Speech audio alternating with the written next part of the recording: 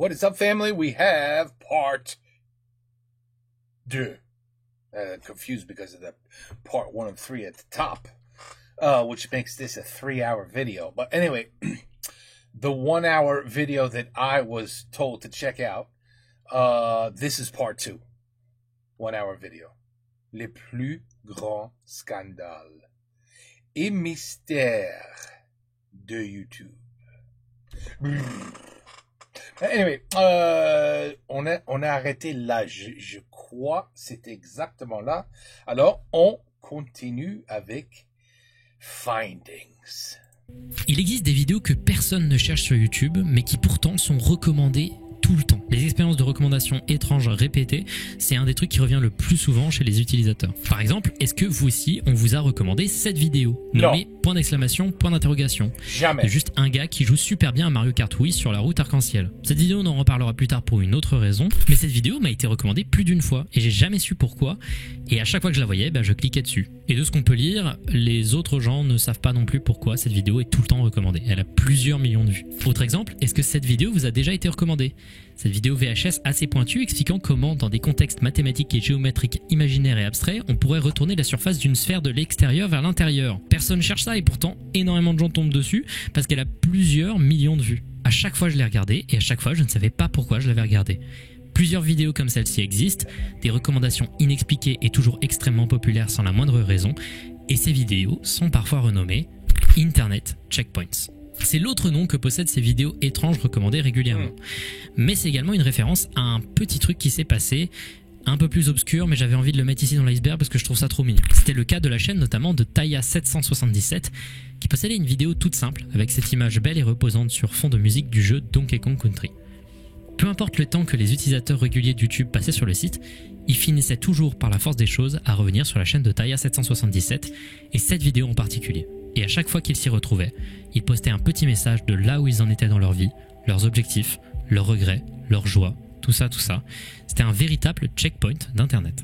Il existe des archives de cette chaîne, mais elle a été supprimée pour la raison la plus ridicule du monde, c'est-à-dire You ain't gotta tell me. Let me hear this bullshit.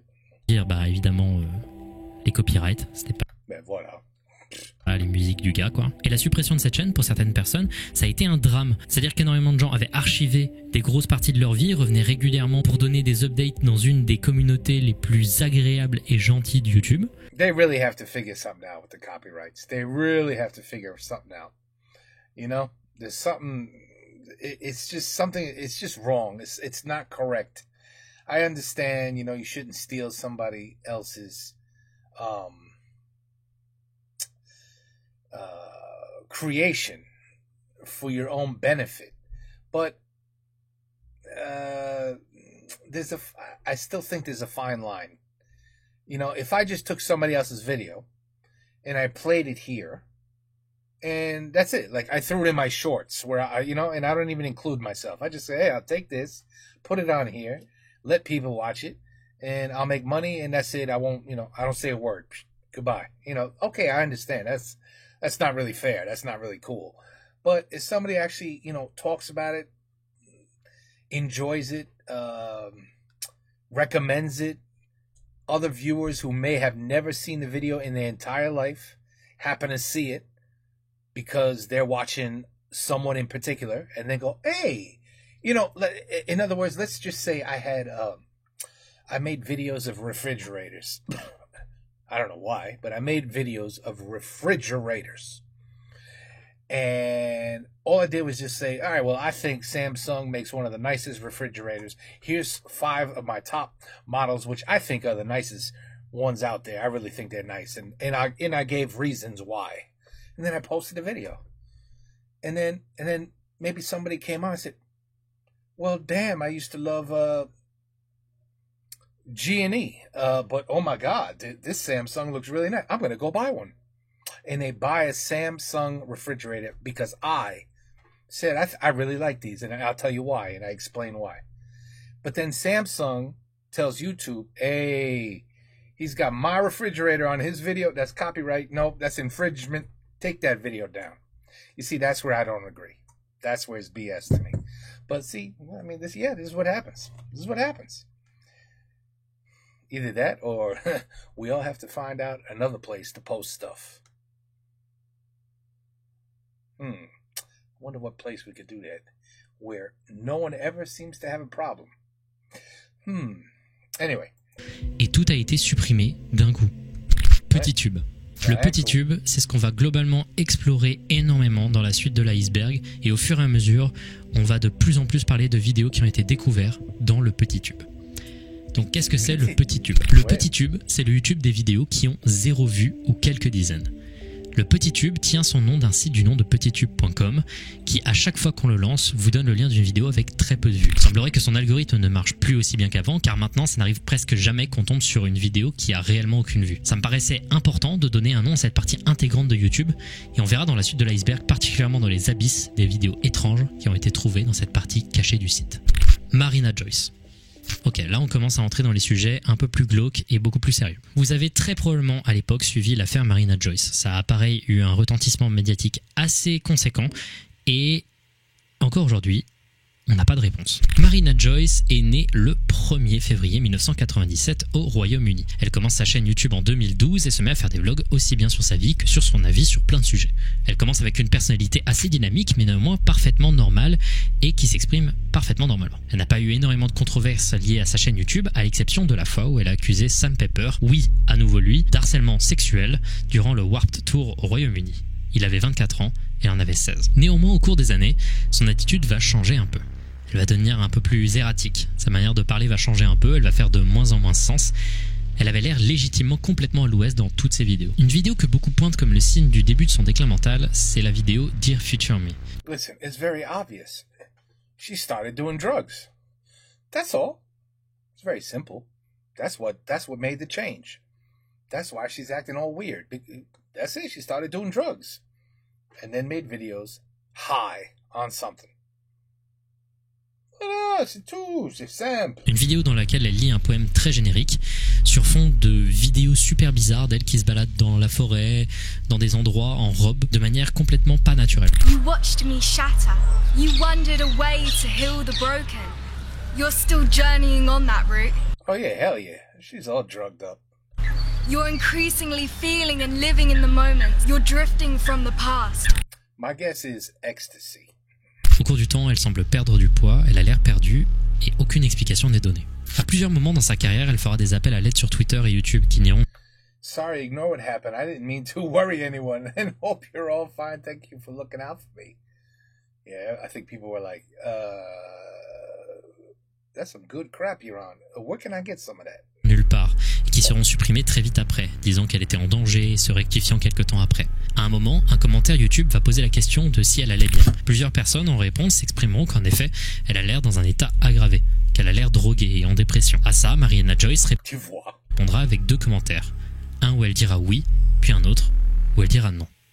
Le 2 juillet 2016, Marina Joyce poste une vidéo du nom de Date Outfit Ideas qui va lancer une gigantesque campagne sur Internet. Hey guys, so today I'm advertising Style You and I'm advertising their clothes. So this is me just advertising their clothes and yeah, I love you guys so much. Dans cette vidéo, à la mise en scène étrange, on la voit présenter des tenues, mais des détails mettent mal à l'aise. Déjà, elle semble avoir des bleus partout sur ses bras.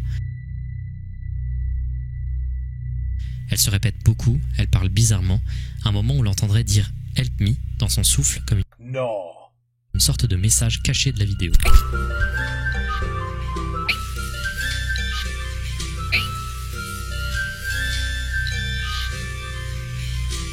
On voit un doigt apparaître depuis le hors-champ, lui demander de se placer quelque part à la gauche du cadre. Elle lâche des regards derrière la caméra qui ont l'air inquiets. Yeah, this is very, something's not right. Pour la communauté, il est clair d'une seule chose, elle est séquestrée et forcée à réaliser ses vidéos. Autre théorie qui arrive en même temps, elle serait addicte à énormément de drogues dures. Les détails vont se rajouter au fur et à mesure du temps. On va voir des armes à feu en arrière-plan des vidéos menant à cette vidéo précise. Elle continue à dire que tout va bien alors que sa manière de s'exprimer est hyper étrange. Elle se coupe elle-même. What is your favorite band? Safety Suit. I love Safety Suit. I love Safety Suit. Certaines personnes sont allées jusqu'à zoomer dans ses yeux pour voir ce qui selon eux serait le reflet d'une personne cagoulée. Les théories ont continué à fuser, un petit ami violent, des drogues dans des raves dans lesquels elle aurait été vue. Mais après 2016, sans vraiment de réponse aux questions de la communauté, Marina Joyce a continué à visiblement...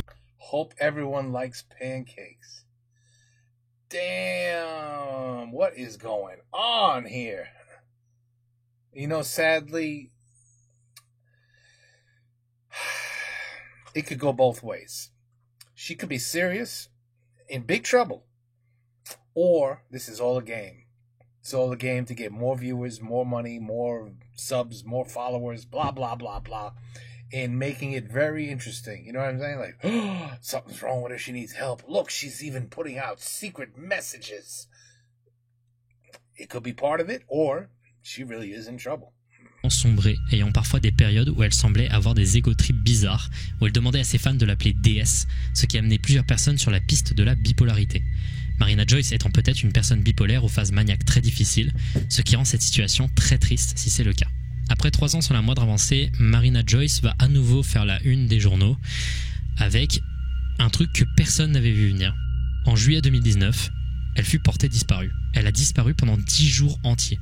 La police avait fait un appel à témoins publics et elle a fini par être retrouvée. Son petit ami a tweeté durant cette disparition et il a dit que tout allait bien et que toute personne qui le ciblait était juste mal informée. Vous vous en doutez, personne n'a été convaincu par ce message. Et au final, Marina Joyce a fini par tweeter qu'elle n'était jamais disparue en réalité et que tout ça n'était qu'une incompréhension générale, en finissant le tweet par une phrase complimentant son petit copain en disant qu'il la protégeait et qu'il fallait arrêter de dire n'importe quoi à son sujet. Et le truc frustrant, c'est qu'après que ce soit arrivé, plus rien. Marina Joyce continue à faire des vidéos, parfois elle a l'air bien, parfois pas du tout, rien n'a changé et personne n'a la moindre explication. Et j'ai l'impression qu'on n'en aura pas avant longtemps. Eugenia Cooney. Autre célébrité de YouTube très critiquée, mais dont la santé a également été un sujet d'inquiétude majeur.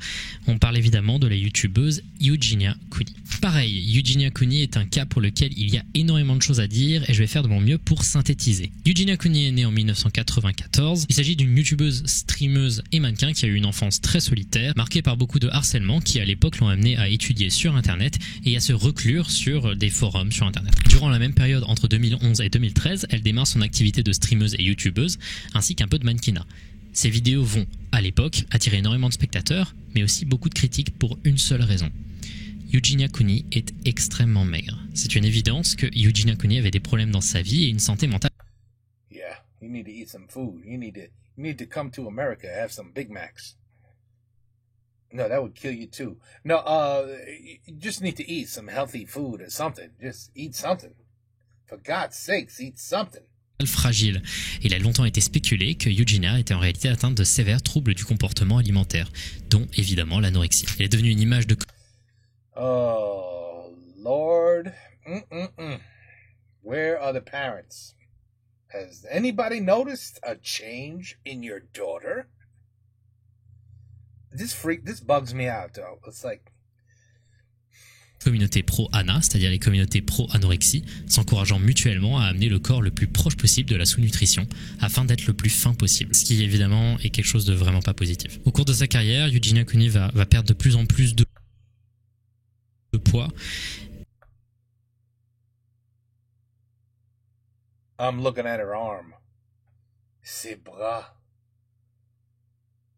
Putain. Et à un moment, elle va juste se mettre à arrêter de poster. À ce moment-là, les rumeurs vont vraiment exploser.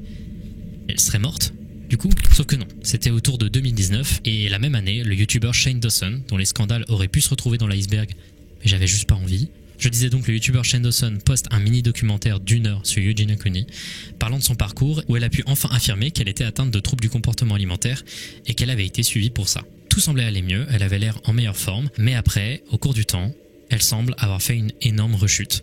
Oh my God, what the hell? You know what? I think somebody might have shown me a video. No, that was somebody else. Never mind, that was somebody else. And it was a music video. No, never mind. Et elle est tout aussi fine qu'elle était juste avant de quitter YouTube. C'est un cas extrêmement compliqué à traiter. Pour le coup, Yohji Kuni, c'est un cas extrêmement compliqué. Est-ce qu'elle devrait avoir une chaîne YouTube ou pas? Est-ce que le fait qu'elle ait une maladie mentale et qu'elle ne soit pas consciente de ce qu'elle réalise est un danger? Est-ce qu'il faut quand même la laisser parce que c'est quelqu'un qui a juste envie de partager ce dont elle a envie de partager et qui malheureusement a des troubles du comportement alimentaire? On ne sait pas. On ne sait pas et du coup ça a causé beaucoup de controverses, beaucoup de questionnements et énormément de harcèlement autour de Yohji Kuni. Harcèlement qu'elle ne mérite pas parce que ce dont elle mérite c'est de l'aide et définitivement pas YouTube. Oh le Lilia. Sur une note un peu plus joyeuse que la précédente, laissez-moi vous présenter une curiosité très particulière d'internet, le personnage d'Ulililia. Ulililia, c'est le pseudonyme de Nick Smith, une personnalité très documentée sur internet et ce depuis 2001. Je vais vous faire une description courte, il y a une super vidéo d'Atrocity Guide si vous voulez aller beaucoup plus en profondeur sur la question. Ulililia s'est fait découvrir par Something Awful, un des forums les plus importants du début des années 2000. Il se moquait ouvertement de Nick et de sa manière de vivre et au fur et à mesure que le thread a continué, il est passé de harcèlement à curiosité, puis de curiosité à fascination. Nick, c'est un jeune homme sur le spectre de l'autisme qui a beaucoup de comportements et d'organisation de sa vie qui sont très particulières. Il possède un rythme et une philosophie de vie ultra étrange et décalée, dû à un isolement personnel volontaire du monde extérieur. Nick, par exemple, a une obsession autour des valeurs numériques. Il s'auto-attribue des stats qu'il augmente et réduit au fur et à mesure de ses avancées dans sa vie et de son quotidien. I thought he was going to say he's obsessed with Altoids. You know that mint that you saw? He had like 3 boxes under the monitor. Anyway, okay, so he also doesn't like greasy pizza. Qu'il augmente et réduit au fur et à mesure de ses avancées dans sa vie et de son quotidien. Il observe le monde uniquement en valeurs chiffrées. Par exemple, voici comment il décrit son régime alimentaire. 88% de pizza au fromage surgelé dégraissé, 7% de pâtes aux compléments alimentaires hamburger helper sans bœuf, 4,5% de snacks et de céréales, puis 0,5% pour le reste. Il a également plusieurs peurs irrationnelles, les miroirs, le nombre 22, des mots qui commencent par P, l'eau très bleue à cause des personnages de jeux vidéo auxquels il jouait qui mouraient à l'intérieur de l'eau, le ketchup, bref vous comprenez, ainsi de suite. Très aléatoire. La plupart de son temps consiste à utiliser ses stats chiffrés pour essayer de rationaliser une manière de vaincre ses peurs. Ainsi par exemple, sa peur de l'eau bleue a été vaincue au fur et à mesure du temps. Et au fur et à mesure que les gens ont commencé à creuser autour de Nick, ils se sont rendus compte que c'était un gars légitimement fascinant et extrêmement créatif. Il a créé plusieurs jeux vidéo dont un du nom de Barricana, mais également un autre du nom de Platform Master qui sont tous les deux des jeux de plateforme basés sur une physique précise. En l'occurrence, Platform Master est en développement depuis des années et ce n'est toujours pas terminé car Ulililia est un putain de perfectionniste et qui souhaite un jeu parfaitement aligné à ses valeurs numériques. C'est pour ça qu'il peut passer plusieurs minutes sur sa chaîne YouTube à vous décrire l'espacement de chaque goutte de la pluie dans son jeu vidéo. De plus, il a des fascinations avec certains jeux vidéo et comment les casser, notamment... Hey, Bubsy 3D. Bubsy 3D. Je connais un mec qui adore ce jeu. Il l'adore. Oh. Ça te manque ce jeu, non? Oui. Un de ses jeux préférés, Bubsy 3D. Ça, c'est son jeu préféré. Quoi? Oh, le pauvre. Il est malade. Dont il cherche tous les secrets et bugs régulièrement. Il n'écoute également que quelques musiques précises, presque toutes des musiques de jeux vidéo, dont il fait à chaque fois 1 à 2 dizaines de versions différentes, qui sont des versions plus ou moins accélérées de chaque morceau. Bref, ce mec est super chelou, fascinant, définitivement ultra bizarre, de la meilleure des manières, et vraiment c'est un rabbit hole incroyable à explorer, je vous invite à regarder, c'est trop bien. Il continue d'être actif bien que moins qu'il y a 8 ans, notamment dû à une inondation qui a eu lieu dans sa ville d'enfance qui lui a fait perdre beaucoup de son travail et une phobie énorme des masques qui l'a fait se reclure durant la crise du Covid. Oh, il est français? Maggie Bone. Peu de gens de mon âge connaissent ou se souviennent de Maggie Bone, mais fut un temps, elle était un des premiers grands succès controversés à l'international de YouTube. Maggie Bone, c'est plus de 100 vidéos postées sur une chaîne remontant jusqu'à juillet 2006. Presque toutes ces vidéos consistent de Maggie Bone, jeune fan américaine, regardant droit sa webcam ou sa caméra, sans ne rien faire ni dire.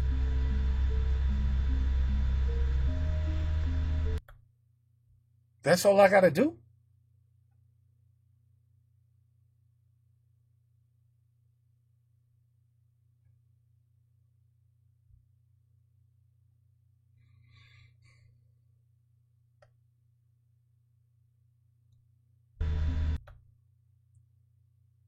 I just got 8 new followers.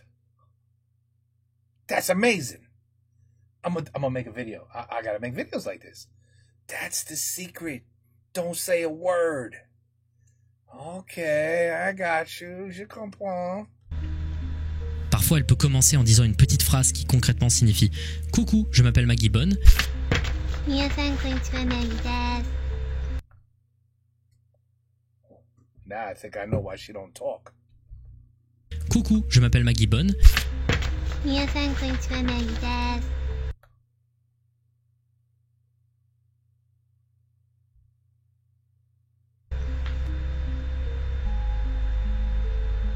Et elle fait rien d'autre. Mais c'est incroyable ça. Et elle regarde la caméra. Et c'est tout. Il existe une ou deux vidéos où elle chante, et comme toutes ces vidéos, elle s'exprime en japonais, définitivement la démographie ciblée par ces vidéos. Il n'y a pas de raison à ces vidéos. Elles sont pas scriptées, pas de mystère, pas d'étranges histoires. Ils sont pas scriptés, you don't say. Histoire de déviance sexuelle, rien. Et personne ne comprenait à l'époque. Et pas plus, pas moins aujourd'hui, surtout depuis qu'elle a arrêté de poster. Aujourd'hui, il y a des millions de vues sur ces vidéos. Une des premières formes de créateur controversé de la plateforme en tout cas. Tu vois, I'm doing something wrong. Mais on va reparler de Maggie Bonne plus tard dans l'iceberg. C'est pas à cause d'elle, mais à cause d'un de ses fans. On en parlera un peu. WebDriver Torso. Le 7 mars 2013, une chaîne YouTube a été créée qui va devenir au cours du temps un des mystères les plus tenaces du site. À partir de septembre 2013, le compte WebDriver Torso va se mettre à poster des vidéos toutes nommées Aqua, puis par la suite TMP, suivies de caractères aléatoires. Toutes ces vidéos avaient un même format, elles étaient constituées de slides numérotés en bas à gauche. Ces slides étaient un fond blanc avec un rectangle opaque rouge et un rectangle opaque bleu généré aléatoirement. Chaque slide était marqué par un bip plus ou moins aigu, durait un peu moins d'une seconde et s'enchaînait pendant une durée aléatoire de quelques secondes à plusieurs minutes. Alors comme ça, c'est un peu particulier, mais ça explique pas pourquoi des tonnes de gens en ont parlé. La raison pour laquelle tout le monde en a parlé à une période, c'est parce que cette chaîne postait plusieurs vidéos par minute. Par minute? Cette chaîne a posté jusqu'à l'arrêt de ses posts plus de 600 000 vidéos. C'est monumental. Alors il y a eu plusieurs théories à l'époque.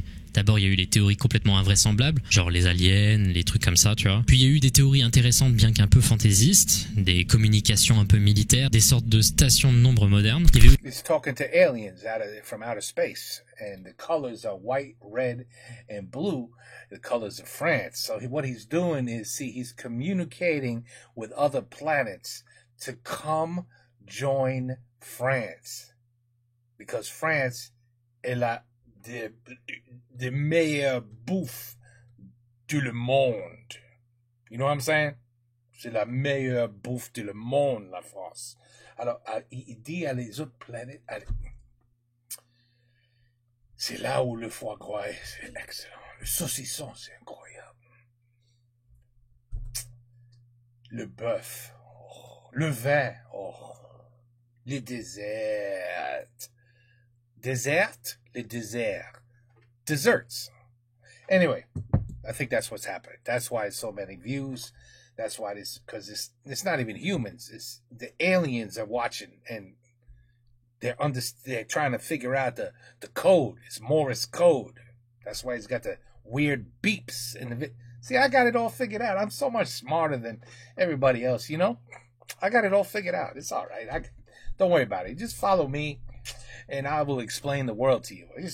Don't worry about it. Si la théorie selon laquelle ce serait une technique pour essayer de manipuler l'algorithme et générer beaucoup d'argent avec des uploads ultra réguliers, mais la chaîne n'est pas monétisée donc c'est pas le cas. Et alors que toutes ces théories étaient en train de fuser, quelques uploads étranges apparurent sur la chaîne de WebDriver Torso. D'abord il y a la vidéo 00014 qui est un enregistrement de la Tour Eiffel de nuit avant que la caméra s'abaisse pour montrer la maintenant disparue page Facebook de WebDriver Torso.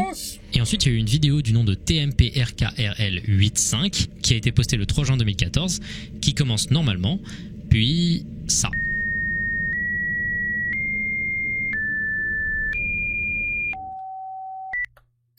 Okay, you want to know what that means? It means, si tu veux une vraie baguette, il faut aller à la France. Ça, c'est où les baguettes sont les meilleures du monde. That's what that message just said. Okay, you got it now? You comprends? Okay. Ouais, c'est un rickroll. Ce qui est d'ailleurs annoncé dans le titre. Hein. TMP, c'est les trois lettres qui commencent chacune des vidéos de WebDriver Torso. RKRL signifie rickroll. Et 85, on sait pas. C'est des baguettes. Vraiment, il y aurait eu un autre upload disponible uniquement en France qui coûtait 1,99€ à regarder et qui ne pouvait être payé qu'avec une carte bancaire française d'un épisode de la série Aqua Team Hunger Force. Ça par contre, on n'a jamais eu la moindre explication. La réponse à ce mystère est très simple en vrai. C'était la théorie principale qui tournait à l'époque qui s'est avérée vraie, le fait que ce soit une chaîne test créée par Google pour faire attention à ce que l'encodeur de YouTube soit toujours le plus efficace. Et chose que je trouve super drôle, c'est que la réponse qu'a donnée YouTube à une question de journaliste qui a révélé que WebDriver Torso était bel et bien réalisé par Google était une référence au Rickroll. Pampo. Pampo, c'est une des curiosités les plus étranges du YouTube français. Il est devenu très connu grâce à sa vidéo Le Cahier de Pampo qui a été diffusée dans un What the Cut d'Antoine Daniel et qui n'existe aujourd'hui qu'à travers des re-uploads. Pampo possède 2 chaînes YouTube de ce que je sache. La chaîne Pampounet et la chaîne Sadikas. Toutes les deux datent d'il y a entre 10 et 12 ans et c'est vraiment bizarre.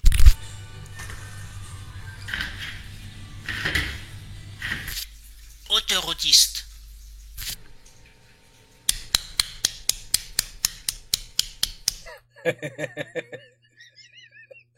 Yeah, this should be on Antoine's What the Cut videos. This should be. Oui. 4 saisons. Il possède également des comptes DeviantArt et semble soit être un artiste, soit être un pionnier du bon shitpost français comme on n'en fait plus, ou alors un mec légitimement un peu dérangé. Il a été Un peu? découvert sur JVC, plus particulièrement sur le 15-18, notamment en 2007 quand il partageait apparemment des vidéos de lui dessinant le smiley Noël avec son caca. La source c'est JVFlu, donc pas le truc le plus fiable mais étonnant. What? Quoi? Un peu dérangé, un peu. Des comptes DeviantArt et semble I have to re-listen. soit être un artiste, soit être un pionnier du bon shitpost français comme on n'en fait plus, ou alors un mec légitimement un peu dérangé. Il a été découvert sur JVC, plus particulièrement sur le 15-18, notamment en 2007 quand il partageait apparemment des vidéos de lui dessinant le smiley Noël avec son caca. La source c'est JVFlu, donc pas le truc le plus fiable mais étonnamment je les crois. Il aurait été connu comme un troll régulier du forum, se cachant sous plusieurs pseudonymes, Pampo avec un 0 à la place du O, Mansuret et Sadikas. Mansuret, c'est apparemment le nom d'une autre de ses chaînes YouTube, mais il semble que ça a été supprimé. Il existe néanmoins une archive sur Wayback Machine, et ça avait l'air d'être du gaming. Il possède aussi un compte Dailymotion du nom de Pampoum, toujours pas plus intéressant. Et concrètement, il n'y a toujours pas eu d'explication à ce sujet, et il semble ne pas avoir donné de signe de vie depuis 2013. Si on se fie à son activité, aujourd'hui, il devrait avoir bientôt 30 ans. 30 ans. Ouh. C'est beaucoup de merde et beaucoup de dessins. Expliquant peut-être le fait qu'il n'ait pas envie d'être associé à un contenu de ce type. Nana825763. On en a déjà parlé de nombreuses fois, il est présent sur le site depuis 2006 et il a proposé vidéo classique sur vidéo classique. On en a parlé en long et en large dans la précédente vidéo sur le bug Watk de YouTube et on en a également parlé dans l'iceberg des traumas pour parler d'Username 666 et de la vidéo Cooking Idol.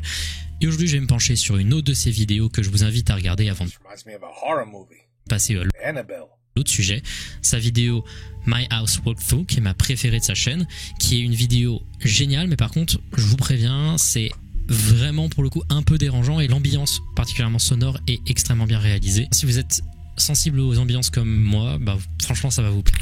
Slenderverse. Je me dois également de parler d'un autre pilier de l'horreur sur YouTube, la communauté d'ARG autour de Slenderman qui a été lancée par Marble Hornets en 2009. Marble Hornets, c'est ma série préférée, c'est elle qui a élaboré toutes les parties importante qu'on connaît du mythe de Slenderman et c'est aussi l'ARG le plus influent de l'histoire. T'as des centaines et des centaines de créateurs indépendants qui ont créé leur version d'une série basée sur le Slenderman, filmée en fin de footage avec des créatures qu'on appelle des proxies. C'était vraiment très codifié mais très intéressant. On trouve des séries très connues comme Everyman Hybrid, Dark Harvest 00 mais également une autre série.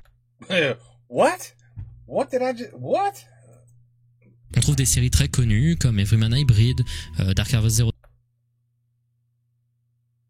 mais également une autre série. J'avais pas envie de lui faire de la pub mais je vais quand même la citer car c'était un peu vite. Elle apparaît beaucoup plus bas dans l'iceberg. Tribe 12. Disons qu'aujourd'hui si le créateur de Tribe 12 a quitté internet, c'est parce qu'il a fait des choses potentiellement très graves. Bref, je voulais mettre un petit hommage rapidement à cette communauté dont j'ai fait partie moi-même avec ma propre série un peu naze sur YouTube du nom de Signe D, qui aujourd'hui a complètement vieilli, qui est ridicule, mais dont j'ai toujours des bons souvenirs parce que c'était quand même le collège, c'était sympa. Adpocalypse. Pour revenir sur la question d'anecdotes qui ont marqué la culture du site, laissez-moi vous parler des adpocalypses. Adpocalypse, c'est la fusion de apocalypse et de ad qui signifie pub en anglais. Les adpocalypses sont des périodes très dures du site où les revenus des youtubeurs se sont vus être divisés significativement. Il y a eu en tout 4 adpocalypses, tous sont liés à des gros scandales du site qui ont causé les annonceurs, les gens qui payent pour mettre des pubs sur le site, à massivement se rétracter pour ne plus y être associés. Moins d'annonceurs de pub égale moins d'argent dans YouTube, égale moins d'argent pour les youtubeurs. Et pour avoir un bref résumé de chaque apocalypse, la première apocalypse a eu lieu à cause de PewDiePie et les accusations d'antisémitisme du Wall Street Journal. La deuxième apocalypse, c'était arrivé à cause du scandale Elsagate. La troisième apocalypse, c'était avec la question de la et des cercles pédophiles à l'intérieur de YouTube. Et enfin la quatrième, c'était lié à plusieurs articles qui exprimaient l'augmentation des discours d'extrême droite sur le site. Chaque apocalypse a amené de sa manière un changement dans la manière dont le site a été géré, que ce soit l'apparition de la monétisation limitée, c'est-à-dire le fameux dollar jaune, l'application de la loi COPPA, ce genre de truc. Toyfreaks. En parlant des adpocalypses, un des acteurs les plus importants du scandale Elsagate, c'est la chaîne Toyfreaks. Oui, j'ai changé de fringue parce que là on est le lendemain, ça faisait 2h30 que je tournais, j'en pouvais plus. La chaîne Toyfreaks a été créée par Gregory Kism en 2012. Il s'agit d'un père célibataire avec 2 enfants. Cette chaîne a fermé en 2017 à cause d'une massive controverse. J'irai pas trop en détail parce que ça me dégoûte vraiment plutôt pas mal et surtout regarder ce genre de contenu, moi ça m'intéresse 0%. Mais concrètement, ce père a filmé ses filles dans des situations abominables,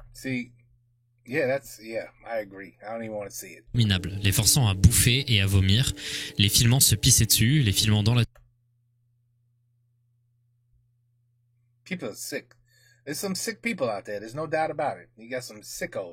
douche en train de crier et pleurer. Le contenu est irregardable et c'est vraiment immoral.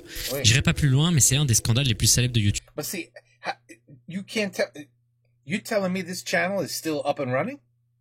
You telling me a channel like that? You telling me if I Google this guy has these videos, then they're still live and I can watch them? That's what YouTube. You telling me that if you see a bull, a toro, a bull with some sticks in it for 1 second, 1 Mississippi, that's it. That you got a problem with. But a site doing this with his daughters, you don't have no problem with that? Are you serious? This site better be shut down. That's all I gotta say. This site better not even exist. Better not exist. Et ce qui m'énerve le plus, c'est les explications du père, où il dit « Oh je me filmais en train de jouer avec mes filles, et à un moment il y avait des vidéos qui marchaient mieux que d'autres, et je me suis dit qu'il fallait répliquer le succès. » Donc bref, des mentalités vraiment pas ouf. Algorithme. Concrètement, vous connaissez ça probablement si vous regardez beaucoup de youtubeurs régulièrement, et je voulais placer ça parce que ça va être intéressant après de parler des failles de cet algorithme. Quand on parle de l'algorithme de YouTube, on parle du système que YouTube a réalisé pour recommander les vidéos, gérer l'ordre des recherches de vidéos, et en général il s'agit de ce script, de cette intelligence artificielle qui détermine si une vidéo sera populaire ou non. En l'occurrence, la chaîne de Toyfreaks dont on a parlé précédemment s'est placée à une époque dans une brèche de l'algorithme qui mettait énormément en valeur les contenus pour enfants, dû à la bêtise des enfants qui appuyaient sur tous les contenus de manière complètement aléatoire. Et régulièrement, au cours de l'histoire de YouTube, il y a eu des brèches dans l'algorithme, des erreurs de l'algorithme, et aussi des changements majeurs de cet algorithme qui ont causé la fermeture de certaines chaînes. Donc c'est quand même assez sérieux. Le site d'Etika. Etika est né en 1990 et a commencé sa carrière avec du mannequinat et du rap avant de devenir youtubeur streamer autour de 2012. Il est devenu très célèbre au cours de sa carrière pour avoir fait des live réactions légendaires où il regardait des Nintendo Direct et notamment où il surréagissait tout le temps, surtout aux annonces de nouveaux personnages dans Smash Bros.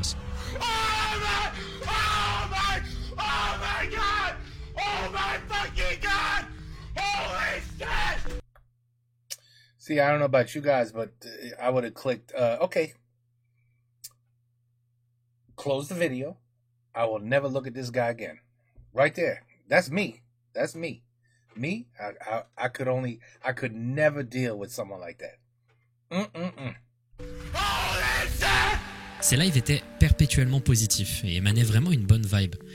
Mais ça n'a pas vraiment duré. Si le gars était vraiment positif, 2 choses sont venues changer sa situation. Une surabondance de trolls et la dégradation sévère de son état mental. En effet, le fait qu'il soit devenu une sorte de mème grâce à ses streams et son comportement extravagant saupoudré d'une couche de racisme a amené énormément de trolls qui voulaient absolument le faire tilt. Il a pété sévèrement des câbles à plusieurs occasions et a fait beaucoup de mauvaises décisions dans sa carrière. Ça a amené à la suppression de sa chaîne YouTube en 2018 due à la démonétisation complète de celle-ci. Suite à cet événement, il fait un tweet qui était le premier signe d'une cassure dans sa santé mentale. C'est à mon tour de mourir. En 2019, la deuxième chaîne d'Etika a été supprimée et suite à ça, il a posté plusieurs tweets qui ont inquiété énormément de gens. Sa copine a confirmé plus tard qu'il allait bien et que la crise était passée, mais une dizaine de jours après, il a pété à nouveau un câble et a surtout lancé un live Instagram qui aujourd'hui est devenu très connu. Il était clairement en phase maniaque en train de crier « La révolution ne sera pas télévisée » en boucle, filmant son arrestation par la police. The revolution will not be televised. Quelques jours après, il sera à nouveau arrêté pour avoir agressé un policier et fera de plus en plus d'apparitions incompréhensibles sur les réseaux sociaux. Vous imaginez bien comment Internet a réagi à ça. Exactement, ils ont trouvé ça super drôle. And I'm telling you, there's a world full of nuts. That we found that people find that hilarious. What? Après des années de moqueries et de trolling constant, le 20 juin 2019, Etika poste une vidéo sur sa chaîne YouTube personnelle intitulée « Je suis désolé ». Dans cette vidéo extrêmement triste en rétrospective, il demande pardon à sa communauté, explique qu'il a de gros problèmes de santé mentale et qu'il vit très mal la popularité et l'attention à son égard. Le même jour, il sera porté disparu et le 24 juin, son corps sera retrouvé flottant dans l'East River de New York City. Wow. Wow. He did it. Wow. C'est un des événements qui a le plus impacté le monde du streaming. La mort d'Etika a eu énormément de conséquences sur la discussion autour de la santé mentale dans le milieu du streaming et de YouTube, même si je trouve qu'Internet n'a pas l'air d'avoir vraiment appris quoi que ce soit depuis cet événement. Non. Onision. Oh boy. Onision, c'est un youtubeur très connu qui est aussi un des gars les plus affreux de la plateforme. Si je devais compter le nombre de scandales de ce type, je vous promets qu'on serait encore là 2 heures après. C'est un truc de ouf. Donc, Onision commence sa chaîne il y a 14 ans en postant des sketchs et des chansons qui obtiendront peu de succès, à l'exception d'une de ses chansons, Banana Song. Aujourd'hui, elle est copyrightée, donc je la mettrai pas, mais elle compte 90 millions de vues, faisant de lui un mini-mème à l'époque. Et à partir de cette vidéo, il va devenir un youtubeur connu. Et aussi la pire des merdes. Voici une petite liste d'exemples de scandales qui ont suivi la carrière d'Onision. En 2011, il commence une relation avec une femme du nom de Shiloh Hoganson. Il sera critiqué pour avoir posté des vidéos de Shiloh en train de convulser, de vivre une grosse perte de mémoire et une crise d'angoisse sévère. Ces convulsions qui ont été déclenchées d'ailleurs par des mois de stress et d'agression sexuelle. Dans la vidéo, Onision fait passer ça comme un truc qui lui fait mal à lui et pas à elle. En 2011 également, il commencera une relation extrêmement manipulatrice avec Adrienne Jorgensen et finira par la forcer à avoir une relation sexuelle non protégée et dira publiquement que c'était une salope et qu'elle avait eu plein de relations sexuelles avant lui, faisant donc d'elle, je cite, une personne incapable d'être victime. Il a également fait une vidéo répondant à la lettre d'un fan lui disant qu'il était en dépression et qu'il se faisait maltraiter par ses parents en lui disant que c'était probablement de sa faute. Il a également groomé plusieurs enfants et jeunes adolescents au cours de sa carrière et a posté le numéro de téléphone publiquement d'une des fans qu'il avait accusé de lui, ce qui a amené Chris Hansen, star de la série télévisée To Catch a Predator, à se pencher sur son cas, ce qui a amené Patreon à le bannir de leur site. Suite à ça, il fera une série de pétages de câbles en vidéo complètement faux pour faire de l'argent sur la controverse et en 2021, toutes ces chaînes ont été démonétisées. Et là, je n'ai parlé que de 4 scandales. Oh my god. Il y en a encore des dizaines, c'est pas une blague. Et aujourd'hui, beaucoup l'accusent d'avoir créé une des chaînes les plus destructrices pour jeunes adolescents mal dans leur peau. All of his channels have been demonetized. Well, why hasn't his channel just been terminated? Because that means little kids and girls could still watch. Causant d'avoir des opinions et vues extrêmement graves et dangereuses, acte qui a été analysé par certaines personnes comme un des rares cas de grooming de masse. Amanda Todd. I'm gonna have to Google all these people and see who the hell still has a channel. Amanda Todd, c'est un des cas de cyberharcèlement les plus connus de l'histoire d'Internet et qui a causé un changement dans la perception publique de la question du cyberharcèlement. Amanda Todd, lorsqu'elle avait 14 ans autour de 2009, utilisait Internet pour rencontrer des nouvelles personnes par le biais de discussions vidéo. Bad idea already. bad idea already. 14 years old, look, meeting people.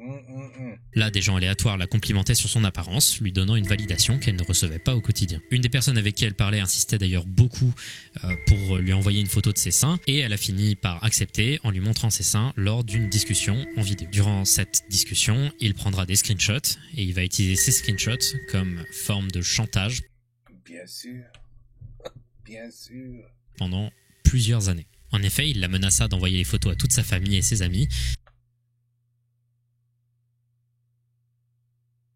Il connaissait son adresse et son école, et durant les vacances d'hiver, la police va frapper à sa porte et annoncer que la photo avait été envoyée à tout le monde qu'elle connaissait. En même temps, ces photos furent partagées sur le Daily Caper, et je ne rigole pas, journal sur internet pour et à ce moment-là, c'était le début de la spirale descendante d'Amanda. Je n'irai pas en détail sur l'intégralité de cette histoire parce qu'elle est franchement triste, et également parce que je pense que beaucoup d'entre vous la connaissent peut-être déjà. Ça I guess she implique le changement d'école d'Amanda Todd pour finalement que la personne qui l'harcelait réenvoie les screenshots dénudés d'Amanda à tous ses nouveaux camarades. Et tout ça l'amènera à un cyberharcèlement de masse de la part des gens qui la connaissaient dans le cercle proche de l'école, qui lui enverront des photos de bouteilles de Javel, lui demandant de la boire. Yeah, you see, this is sickening. Shit like this pisses me off. It really does. It pisses me off. Social media, I'm telling you, is not meant for everybody. It really isn't. Et lui faisant des menaces et lui donnant l'impression que, morte, elle serait beaucoup mieux que vivante. And let me guess what she did. Toutes les informations que je viens de vous donner viennent d'une vidéo réalisée par Amanda Todd dont vous voyez des images depuis le début de ma narration. Cette vidéo a été postée après 2 ans et demi de cauchemar pour elle le 8 septembre 2012. Cette vidéo n'a pas été suffisante pour elle, recevant peu d'attention à l'époque, et le peu d'attention en question étant majoritairement moquerie et trolling. 10 octobre 2012, le corps d'Amanda Todd sera retrouvé dans sa maison. Elle avait mis fin à ses jours. Comme je vous l'ai dit précédemment, cette affaire a changé énormément de choses. Déjà, elle a changé littéralement des lois, notamment au Canada. Et la vidéo d'appel à l'aide d'Amanda Todd, aujourd'hui, elle est devenue extrêmement importante pour l'histoire d'Internet. Et si vous vous demandiez, la personne qui a harcelé Amanda Todd pendant toutes ces années, He should be dead. Did somebody kill him? A été retrouvé. Il s'agit de Aydin Coban, un homme qui avait, je crois, 19 ans à l'époque. Nice, you piece of shit. Oh, please, give me some good news. Come on, findings. Give me some good news. Et il a été condamné à 11 ans de prison en 2000. Well, 11 years is nowhere near enough, but at least something was done. But 11 years. Well, hopefully the prisoners took care of him. 17.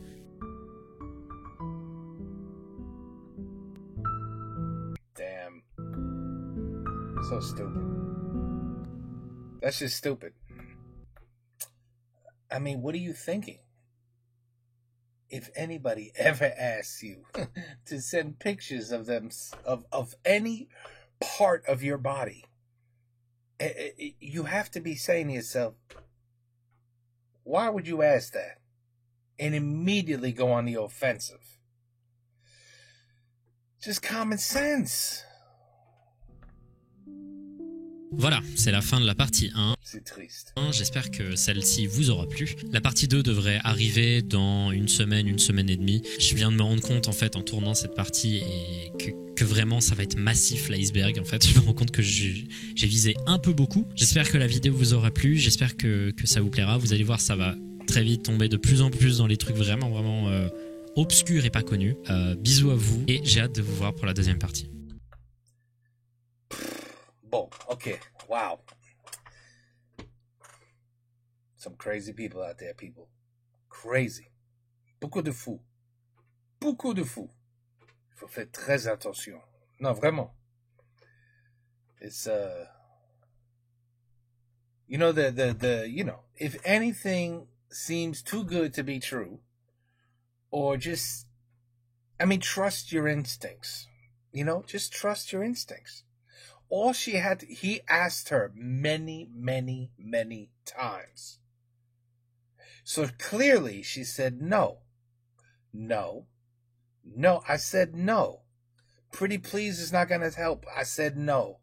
Something eventually flipped in her brain and said, all right, fine, I'll do it. right there. You got to trust yourself. You got to trust your brain. Your brain's telling you, no, this is a bad idea. No, this is a bad idea. No, this is a bad idea. No, bad idea. Nope, tell them no again. Why all of a sudden, one day you go, Ale, I'm going to do it. What's the worst that can happen? I mean, you know what? To be totally honest with you,